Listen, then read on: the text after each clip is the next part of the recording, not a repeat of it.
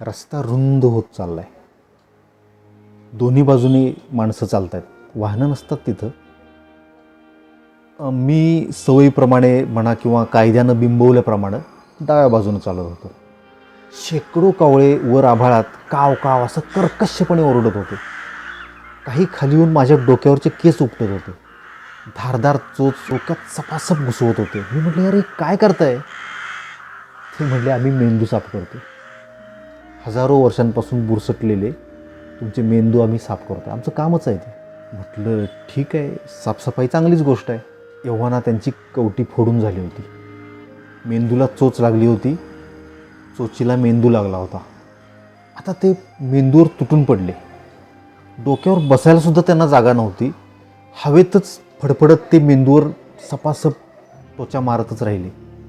मी जरा चिडलोच. म्हटलं, अरे काय कावळे आहात का गिधाडं, काय करताय? त्यांना उत्तर द्यायला वेळ नव्हता. मी इरिटेट झालो. मग हळूहळू रस्त्याच्या मध्याकडे आलो. आता फक्त काव काव ऐकू येत होती, पण त्यांच्या हल्ल्यातून वाचलो होतो. जरा भीतच उजवीकडे सरकलो तर तिथं खूप गर्दी होती, पण खूप शांतताही होती. नाही म्हणायला रस्त्याच्या किनाऱ्यावर गलबला होता, म्हणून मी तिकडे गेलोच नाही. त्या शांततेचाच आवाज इतका मोठा होता ना, की कावळ्यांचा आवाज तिथंपर्यंत येऊ शकत नव्हता. मला खूप बरं वाटलं, सुरक्षित ठिकाणी आल्यासारखं वाटलं. आता जरासा माझा मेंदू हळूहळू हील होतोय. म्हणजे मी कोण आहे हे मला आठवतंय. म्हणजे बऱ्यापैकी मेंदू कव्हर झाला आहे. वैभव कुलकर्णी.